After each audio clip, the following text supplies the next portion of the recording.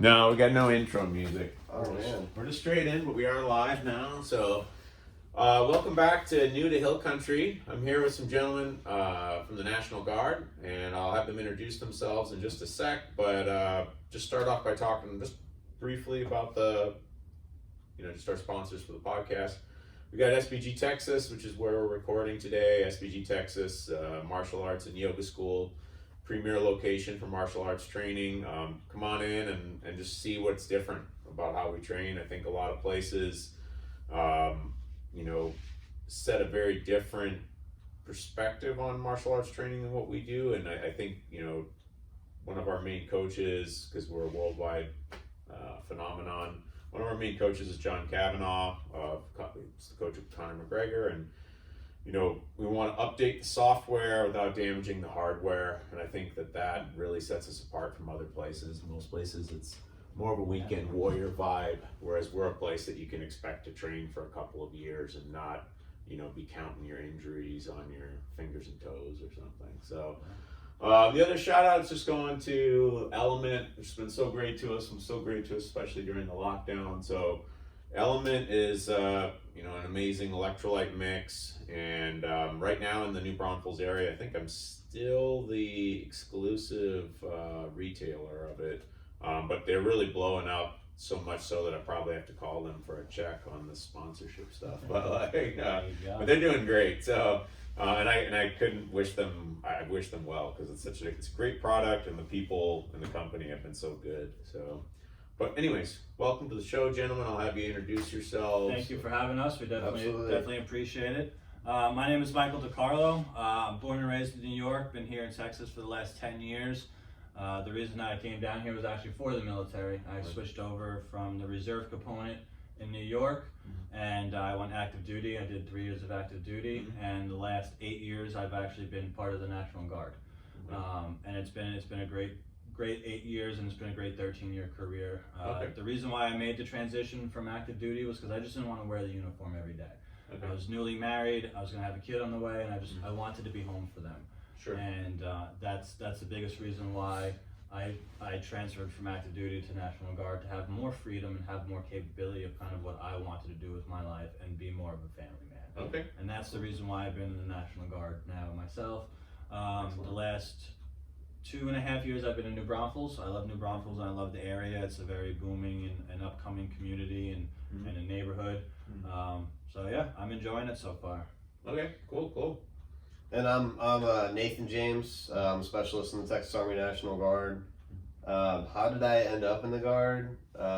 Is kind of more of a roundabout story. So I'm originally from Buffalo, New York, right? Okay.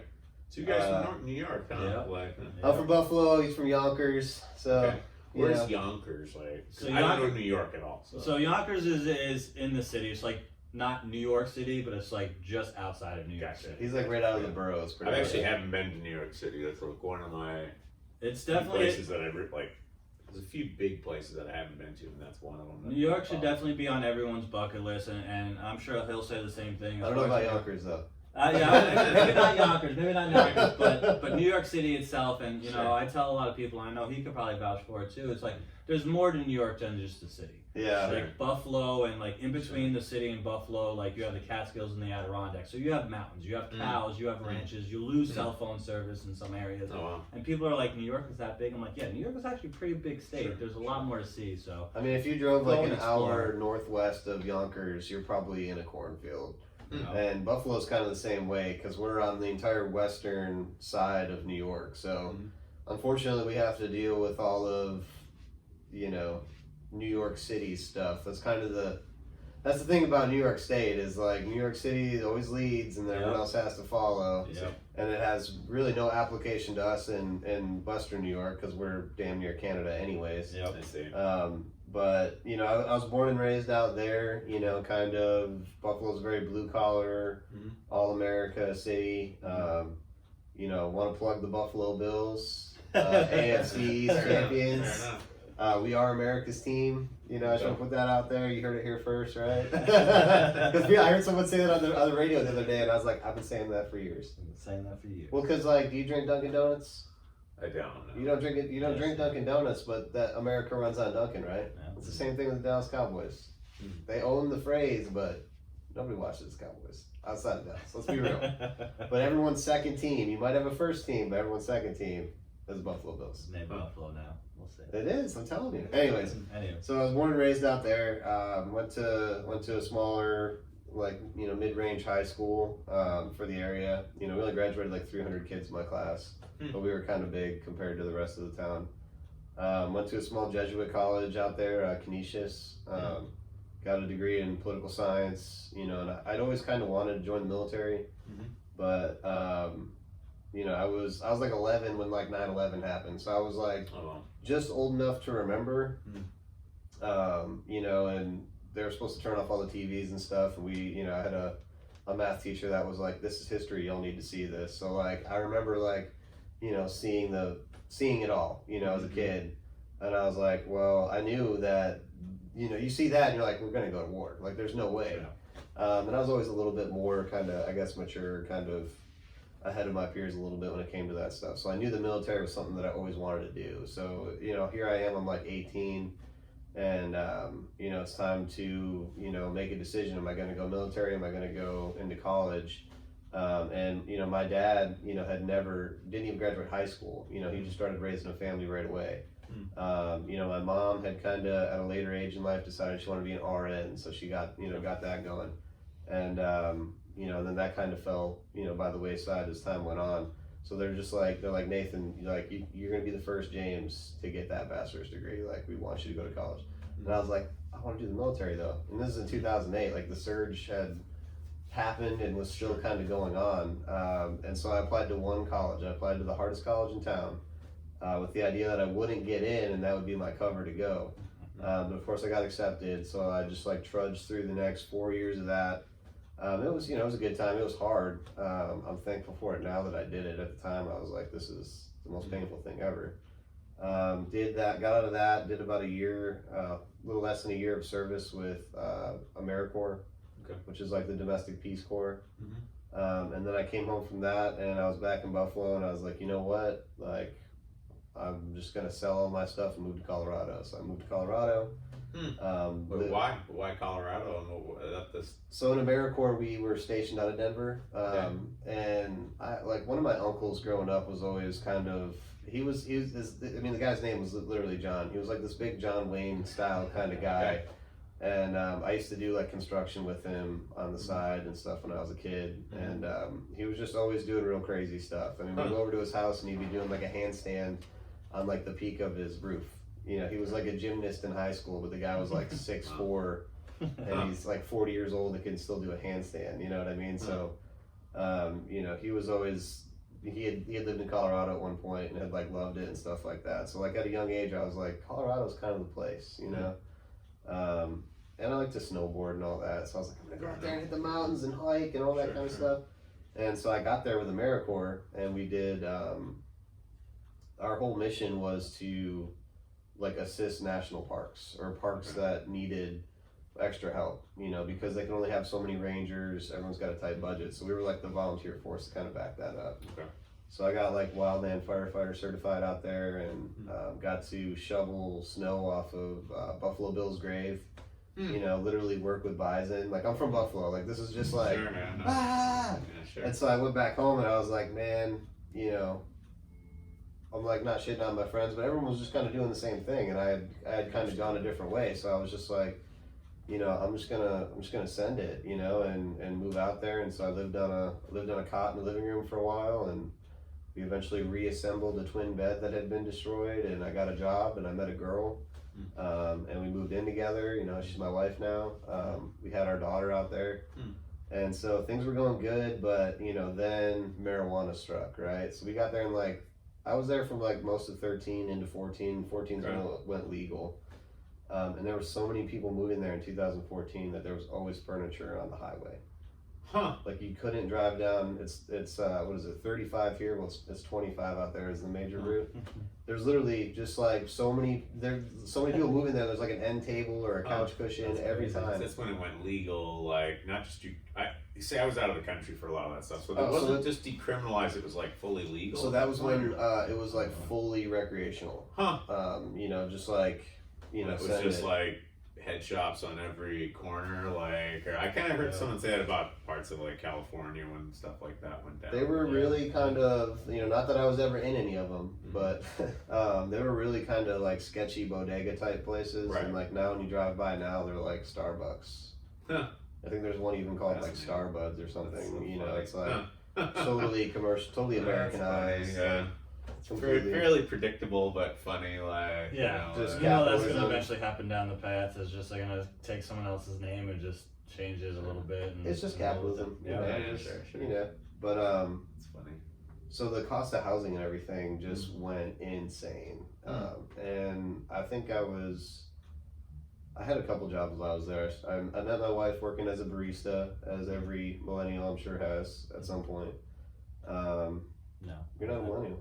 well, still, I feel like everyone's a barista. I actually know quite a few people. There was one person on one side of the It's like, There's a 30-year-old listening to this right now. I guarantee you at some point they got paid to make hot beverages. Yeah. But anyways, I did that.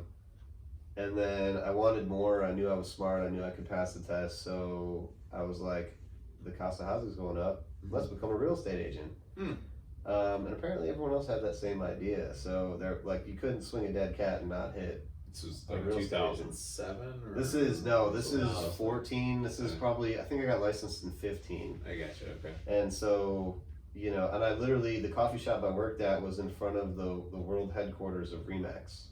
Okay. So I was like, it's just gonna happen. Yeah. Like I'm just gonna, you Knock know. on their And of door. course, I became a Keller Williams agent. You know, go figure. And anyway, so I did that for a while, and then I started doing concrete work. So like when I was in college, I got hooked up with this guy. A buddy of mine was working for this guy doing polished concrete, and you know I would have quit that job.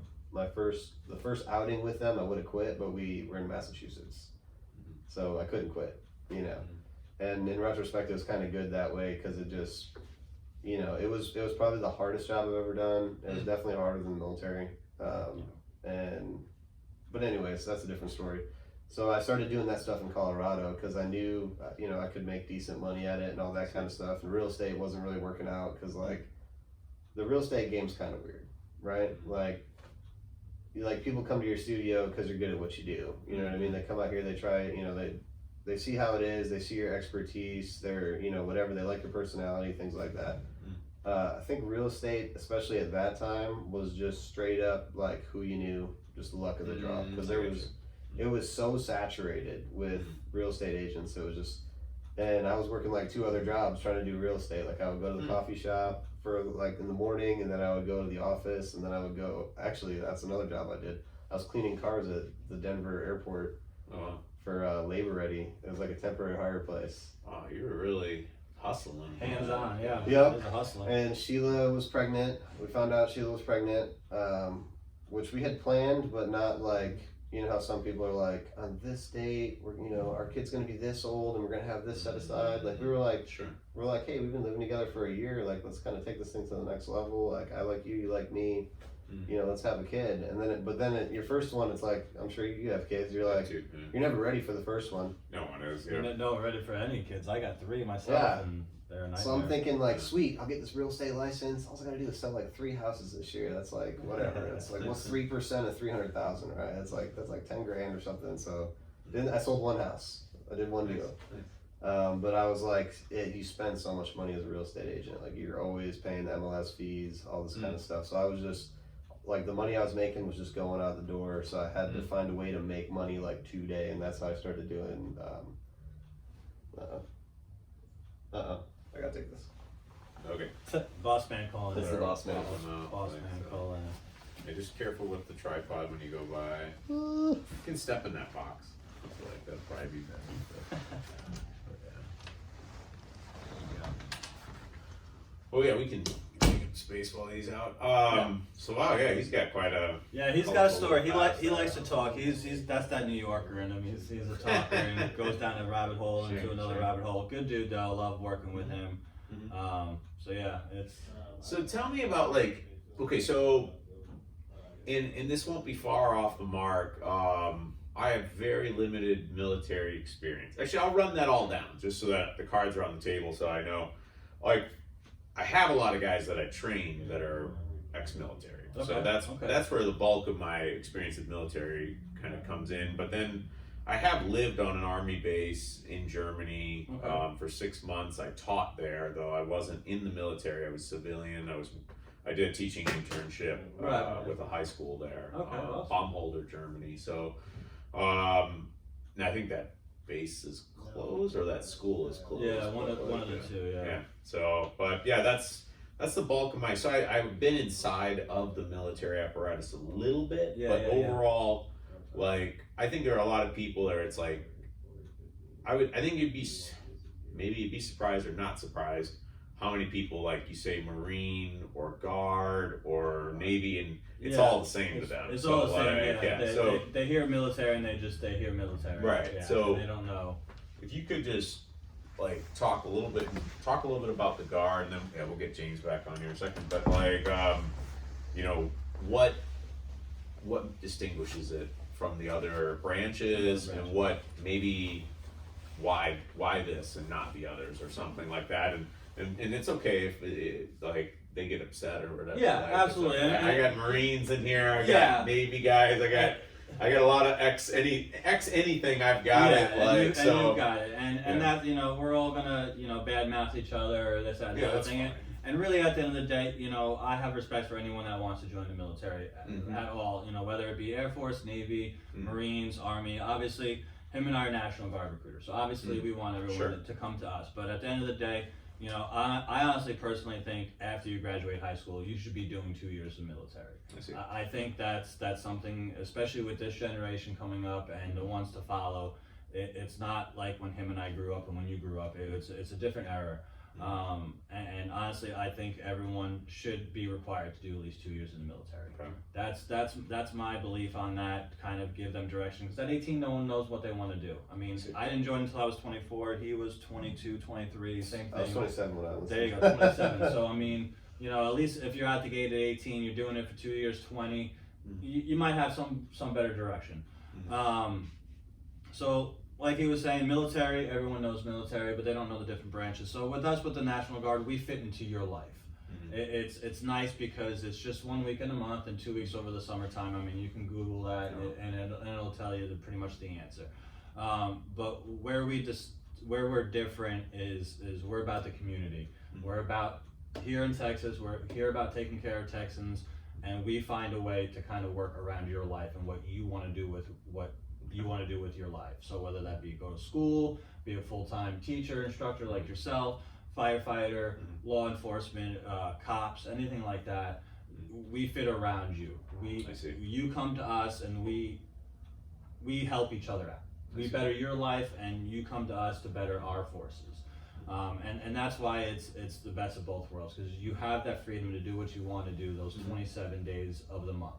Because we're not taking too much of your time. We pretty much just fit into your schedule and help you out succeed, and you help us make our numbers and our forces better and stronger. Okay. And that's really what it comes down to, and it's nice because you're not wearing this uniform every day. You know, you have the respect, you have the appreciation, and that's the longevity of it, is whether you do 6 years or 20 years. I'm at 13, you're 7, 8 years in, right? Sure. So,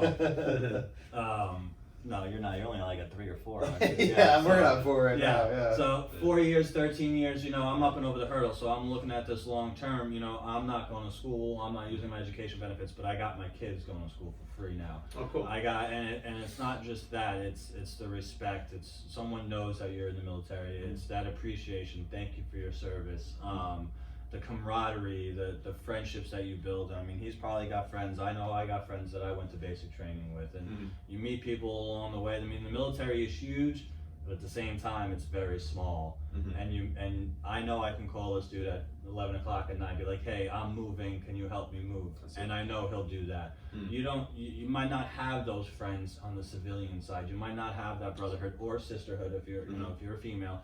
And that's what it's really all about, is building that camaraderie, building that friendship, building that longevity of being able to know that you can call on someone at any time at the end of the day. And that's what the military is really about. And it's about just coming together, and I mean, you're not alone. Him and I are wearing the same uniform. I've been a little bit longer, I have a little more experience, but I know I can rely on him, and vice versa. And that's what, we're all about.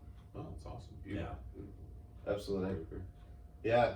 Well, and the favorite phrase in the military, right? Just to piggyback off of what he said. Yeah. The National Guard can really fit just about anybody, depending on where they're at.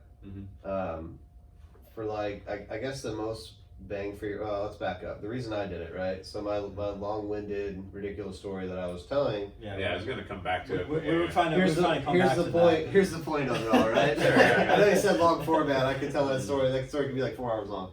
But I find myself in Colorado working these jobs that are just going to be dead-end jobs.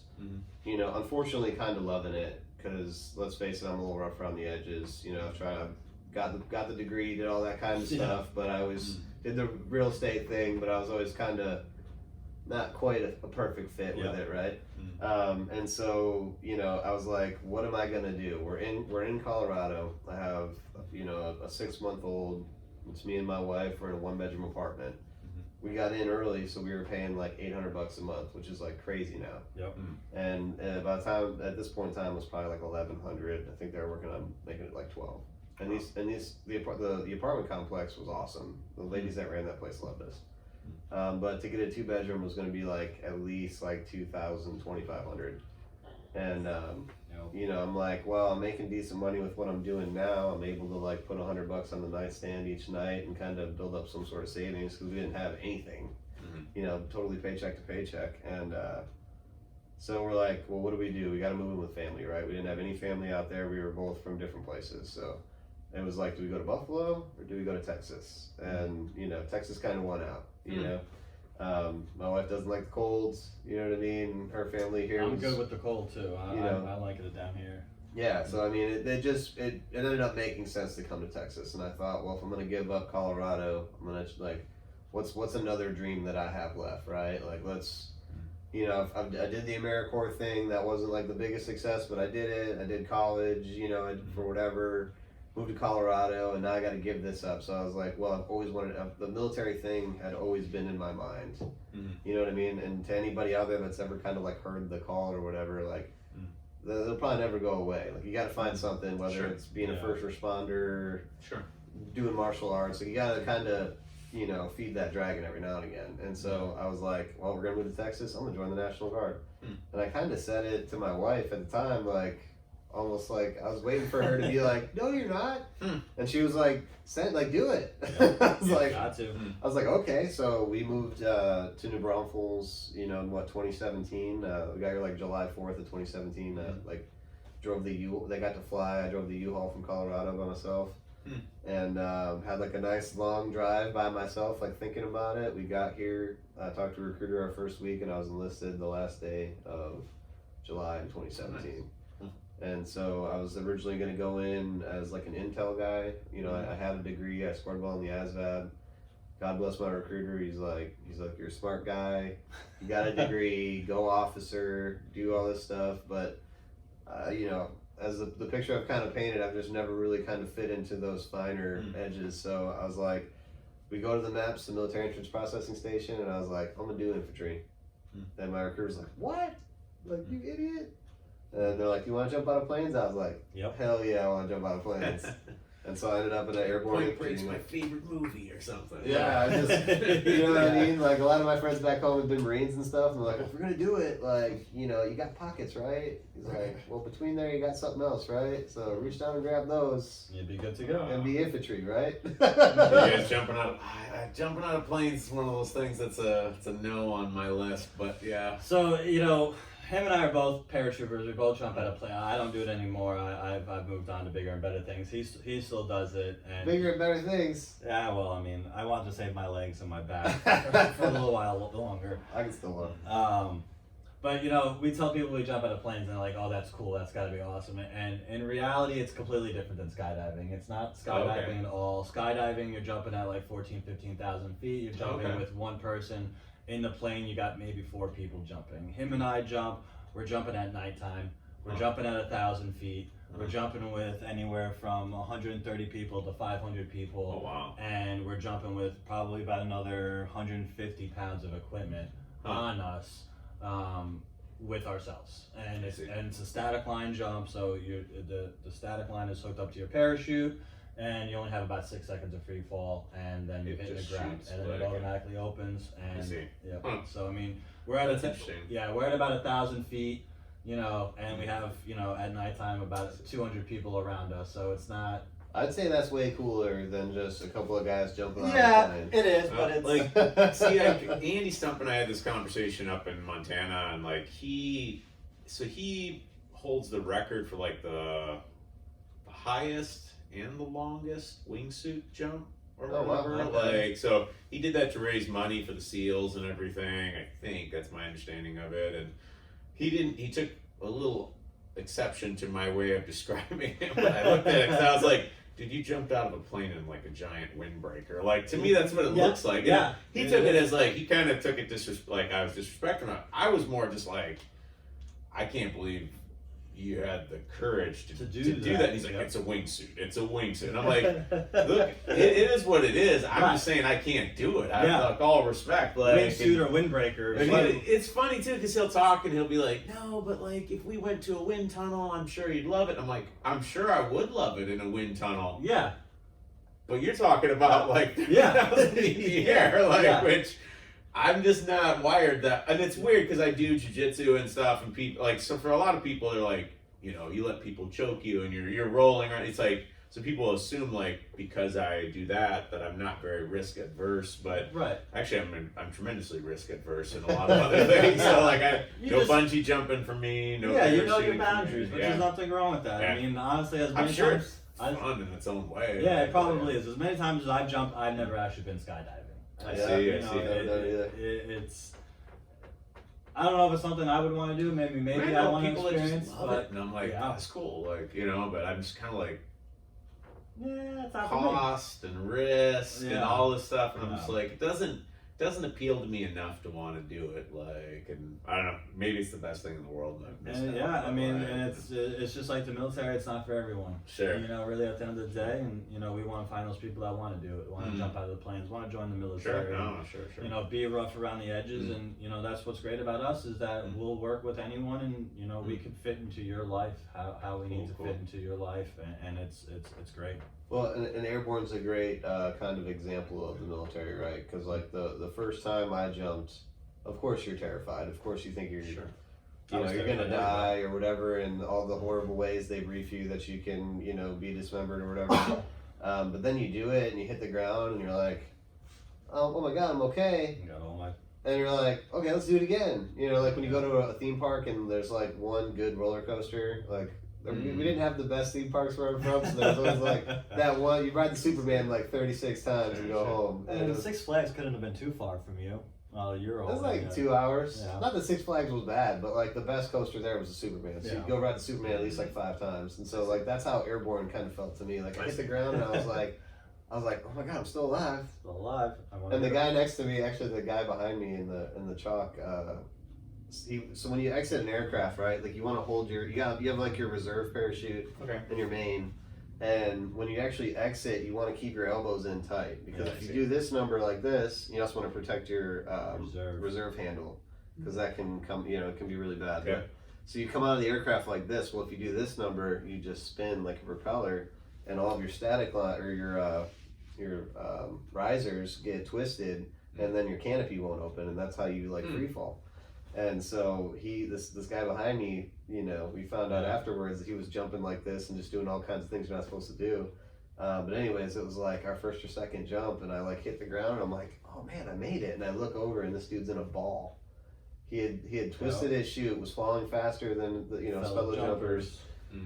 Pulls his reserve, and as he does that, his canopy started to inflate. His main canopy started to inflate, so now his reserve is just balled up in his feet, and he just comes down and just like a pile of like pile of heap. Yeah, I was like, oh. I've had to pull my reserve a couple times. So it's scary because I mean it's literally just a handle, like just like a little handle, and all you gotta do is go like that, and it comes. And well, with the grappling and everything that I teach, I can empathize with the military, telling people to keep their elbows tucked is really a common thing. Yeah, it's like a half dozen or something, right? You'd be surprised how many people I'm like, no, this elbow's tucked. You have to like push their elbows in, and it's like I want the elbows on the inside. Just people naturally go to elbows on the outside. Even with shooting in the military too, if you've never shot a rifle before, a lot of people will have that chicken wing and think that's a nice steady platform. But again, it comes to those arms and elbows tight in and shoot. Yeah, so I mean if you're able to keep those elbows in, but there's so many things like with the military where it's like, I always say like when I'm sitting down with an applicant, it's like on your side of the table, dude, I sat in that same spot. And I was 27 years old and I thought I was a badass and I was scared. You know what I mean? Like there's so many things like that. But then once you get through the training and once you get through it all, you look back and you're like, it wasn't that bad. It wasn't that bad. And like, even in the moment, like, we'll be doing stuff that just sucks. And a lot of the military's hurry up and wait. So it's just like, get all your gear together, be there super early, yada, yada, yada. And then you're just like sitting there in your gear. That's kind of airborne, right? Like you get there super early. There's the initial manifest and all this kind of stuff. And you finally are like, get your parachute on, you get, JMPI or JMPI, whatever, and you're just like sitting in your gear for however long, and then you gotta run up to the plane and sit in the plane for a little bit, however long the flight is, and by the time they open the door, you're like, please get me out, get me out. So it's almost a good thing, as soon as you exit the aircraft and you feel your canopy inflate, it's just an like amazing feeling. Like all that weight, like literally all of that weight just taken off your shoulders. It's like, and then you hit the ground, you got to stuff it all back in and run to the chute turn in there. But I mean, at the end of the day, you're not by yourself. I mean, and that's really what the military is all about, is that you're not sucking by yourself. You're sucking with others to your left and right. Find a way to work together and build that brotherhood. Because like I said, I mean, him and I jump out of planes, and I know I can rely on him and he can rely on me. And that's what the military is really all about at the end of the day. And for him and for me, we have something to fall back on, regardless, right? At the end of the day, we'll always have a paycheck coming in, every month. We'll have health insurance for the rest of our lives. We know we have health insurance because we're in the military, and it's again, like I was saying earlier, it's just that longevity. It's the appreciation that people have for you and that you have for your community, and just it's building the bonds and it's building that self. It's getting yourself set up for the future, and then helping your kids too. And it is definitely a legacy builder. Like, I think back to me like getting made fun of because I'm cleaning cars at the airport with like a bunch of like ex-cons and people that like can't get a job, and they're like, oh, you got a degree? You're an idiot. You're working here, I was working in a warehouse at one point. I had a master's, and like it was like this weird. I was in Japan, came back to the States. Just really didn't have much going on, so my dad hooked up some work at a warehouse, just kind of to get me out of the house in some sense. I was kind of in a lull in some ways, and so I go down and work in this warehouse, and we'd be sitting around at the break room, and it was always, my PO says da da da da. My PO says, and it took me a second. It's like, oh, parole officer, like to even like get what anyone was saying, and then it was kind of like one of the guys that was working there was college age, and he knew I'd been in Japan for the last 2 years, so he started asking me about stuff in Japan, and was like, what's it like? And he was all excited to ask me questions, and like, but suddenly like the whole break room's kind of like listening to me talk about something in Japan, and I really felt, and I didn't, but I wanted to be like, well, my PO said I had to go to Japan or something, he told me I had to leave the country, so but one of the guys later in that day was sort of like, you have a master's and you're doing this here? And I was like, because I was exploring the possibility of working in management and stuff like that, and I just kind of, they're like, well, come and kind of get a sense of what we do on the ground floor and everything. It was interesting. I actually really liked working with those guys, and they were all they all had POs, but they were all super nice, and they were like. They're all characters. I remember so many days of being there, and just and that was throughout my wife's pregnancy too. So it was kind of like a heightened moment for me. But those are some funny, just interesting characters. It's the same thing in basic training too. You come back, you hear the kids with their stories. Well, I was in basic training. My drill sergeant said. So I mean, it's it's the same thing. This one time at basic training. Yep. I mean, we got kids right home right now from hometown recruiting. They're off for Christmas and New Year's, and they're gossiping to each other. Well, my drill sergeant did this. My drill sergeant did that. So it's the same. I mean, him and I could talk about our experience at basic training, and at the end of the day, we all did the same basic training. We've all gone through it, regardless of your MOS, regardless of your male or female, and everyone goes through the same basic training. What's my MOS is your job. Sorry. Okay. Military Occupational Specialist. Military occupational specialist. Okay. Yeah. So and that's your job. So that's based off of your ASVAB that you take. You pick the job you want. What does ASVAB stand for? Aptitude. It's like the armed forces. Yeah. That's what I remember from my time in the military. Is there would just be all these acronyms, and it's I had a military driver's license at that time. I had to get it because I got a special kind of favor. We got a special favor from the commander of that base to be able to drive a TMP around and all that kind of stuff. So we could drive it, and then some of the other teachers ended up violating that and driving the TMP from Germany into France. Well, yeah, on a joyride. You're not supposed to do that. They got in quite a bit of trouble for that. Their entire college got barred from future kind of involvement in the Department of Defense. I believe it. I believe it. Yeah. They went stripes on it. What is it? What does a TMP even? I don't think anyone ever told me what a TMP even stands for. Tactical. I think it's something personnel. It's basically personnel carrier. I see. Is it like an LTV or something? No, TMP is like a small. Isn't it like a small track vehicle? It's a little van. We had a little van that we'd drive around. Like it's the TMP. Like we'd fuel it up at the base and stuff like that for free. And it was like a great deal for us. I mean, we were just supposed to be able to use it. PX. The school.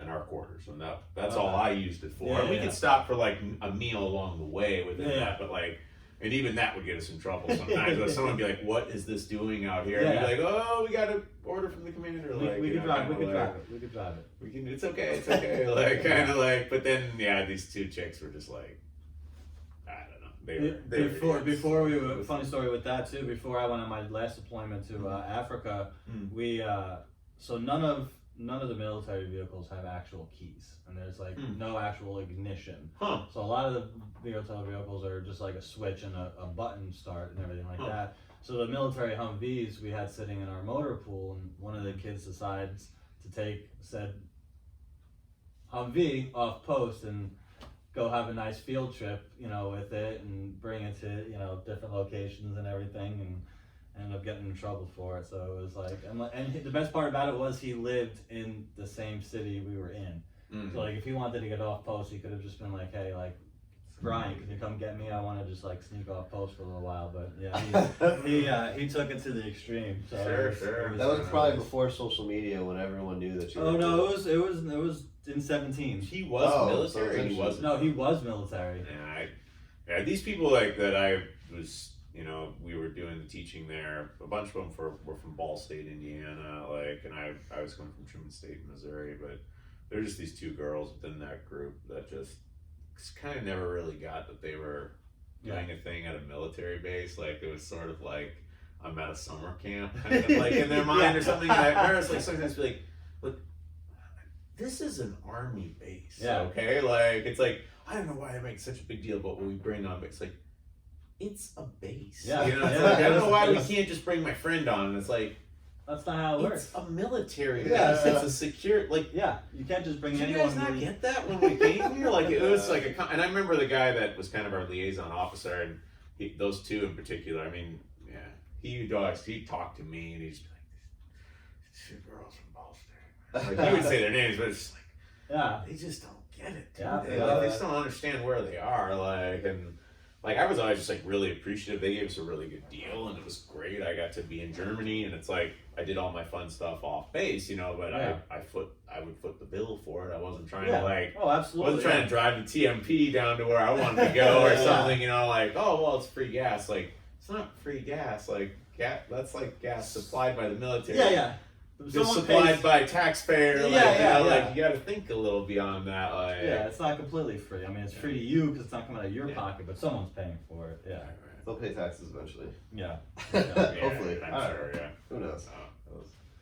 But I know you guys got to get on here. I think we're getting fairly close to maybe Yeah. where you guys got to jam out. Any closing things you wanted to add about just joining? I mean, the if I guard could or- bring it all back together, Mhm. because I'm definitely a rambler. Yeah, we've noticed. Yeah.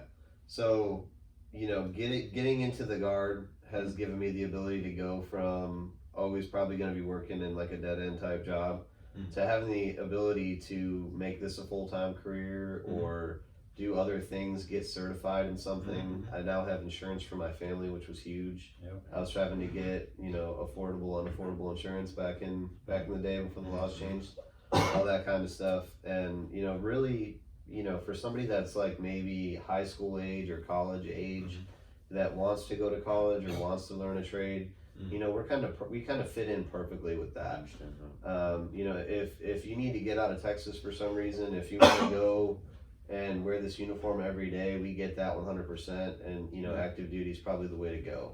You know what I mean? But just because you're in the guard now doesn't mean you can't go active duty.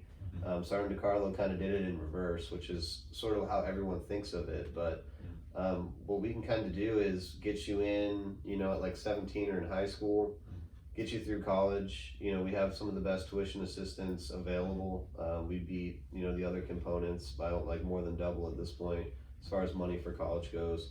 And then once you finish college, you can, you know, switch to that active duty side, hopefully go officer, you know, but you don't have to. But all of your time and experience is going to benefit you on that other side. That makes sense. I mean, are people going to make fun of you? Yeah, that's the military. You're going to get, you know, you could be the most high-speed dude ever. Somebody's going to have something to say. Yep. But, you know, you could get in with us in like the unit that he was a part of and that I'm in and knock out, you know, Ranger School, you know, some of these other schools, you know, get your tab, get airborne, get all that stuff that isn't as easy to get active duty side. And when you show up there, they're like, holy, like this dude's awesome. You know what I mean? And you did all that through the National Guard, getting your college paid for and living your own life for most of the time. You know what I mean? It's we kind of work. And then the other side of it is like somebody like me, right? Had a family, you know, it was getting late in the game. I was 27 when I enlisted, so I was like, man, I'm on the doorstep of 30. I better have life figured out by then. Or at least that's what I was kind of telling myself, because time goes fast. You guys know. You know, once you get out of college, it's just like, holy, 3 years have gone by. Like, what? Yeah. So, you know, it kind of helped me with that as well. You know, it gave me something that I knew I could build with. And, like, now my kids are going to go to college for free. Like, now I have health insurance. Like, now, you know what I mean? Like, all of those things where instead I was, okay, I need to make money, so I need to work at least, like, 50 hours this week. You know what I mean? And, like, construction's kind of feast or famine. So it's like, we got this amazing job, honey, I'm going to be gone for, like, 2 weeks straight. And then the next week, I'm at home for a week not making any money. Like, at least this gives you that Driving stability. you crazy. Yeah, you know. That was a very long-winded roundup. That's good. That's Cut me off, man. Nah, you're So you're good, definitely so cut off. And to round it up, sum it all up too. I mean, we fit into your life, and that's what it's about. It's Texas helping Texas. We're here for the community. I mean, just this past weekend alone, we had a toy drive with the Salvation Army. We were able to put that together kind of last minute on the whim, but we made that happen. And so now we helped out, you know, families in the community that didn't have, you know, weren't able to have Christmas before. Sure. So we were able to put that together, and that's what we're awesome. all about, and that's what this uniform and the National Guard's all about.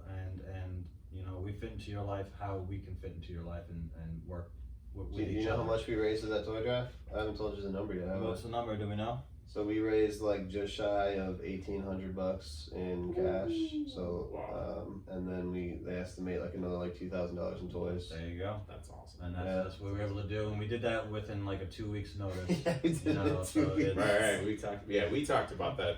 Listeners won't know, but yeah, that's what we were talking about at the chamber. Yeah. Yeah, it's incredible. Like, I mean, it's amazing what you can put together just even outside of the guard. Just like, I think a lot of people don't realize how charitable people actually Yeah. want to be, and when given the opportunity, most people are pretty happy to give. I mean, and we were set up right on Walnut too, so I think that drew a lot of people in too, and like I said, we tried to spread the word as much as we can. Yeah, I was shaking people down at the end. Yeah, People started to just drive through, and at one point I was just like walked at this truck, and he's like, "Hey, I'm just trying to drive through here." I was like, "Well, we're doing this toy drive." Yeah. Like, But we appreciate you having us on. Absolutely. We'd definitely like to do this again in the future if we can. Should have this up in a couple weeks probably. Elemental Labs. Yeah. LMNT, like Electrolytes. It's got what plants crave. You need them electrolytes. You're on. Have you guys seen that? Give me a couple and let you try it. You guys probably love it. It's a real game changer for people. I was kind of blown away by it. I'm on the full addict level on it, so it's just like you don't think you like. A lot of people are like, yeah, I'm good. I drink so much water, and it's just a. Is it something you drink throughout the day, or is it like first thing in the morning you drink it to wake usually up? I'll drink it when I get up, and then like with what I'm doing, there's a fair amount of sweat involved, so it's like kind of. So you're probably drinking throughout the day too. Right, and it just like on a practical level, the total quantity of water you drink goes way down. So like I'll give you an example of like kind of the more extreme end of it. Before I left Korea, I was kind of interning at another gym. I coached all the classes for a week, and that's like probably the most successful gym in Korea. Like they're a bumping gym. So I was teaching 8 hours a day. Oof, and it was Seoul, and it's the summer, and the air conditioning like ain't doing anything. Yep. So I've been there. it's humid. Before. Yeah, you're sweating, and like I mean, I was pouring sweat out all day, and I think the first day I drank like 4 liters or something like that, like just driving it down, and then I just kind of remembered like, oh yeah, I've got this electrolyte mix from like Rob or whatever, so I just put that in. And the next day I drank a liter of water. Wow. Just like a huge difference, and felt good. Yeah, it's not like, and it's almost like sort of like you're topped off really fast to where you don't want to keep drinking, because a lot of times you're not, without the electrolytes, you're not really drawing the hydration in actually. And so we've been trying to work with like getting Element, and it's starting to get adopted by more like I think it's like US Olympic weightlifters have adopted it. Like it's starting to get into a lot of stuff. Like we're trying to get it in with like one of our guys is a SWAT member in San Antonio. We're trying to get that into their training things because they had someone like die of dehydration during the training or something. And it's like, this will lick it right away. Like you just get these guys on this stuff just one a day, and they'd be like good. So it's well formulated. A person with time, you can figure out how to make those things by yourself, but as a friend of mine put it really well, you could do that, it won't taste nearly as good. This stuff actually tastes good. That's good. It's not full of sugar, it's not full of all the like most of the stuff you find in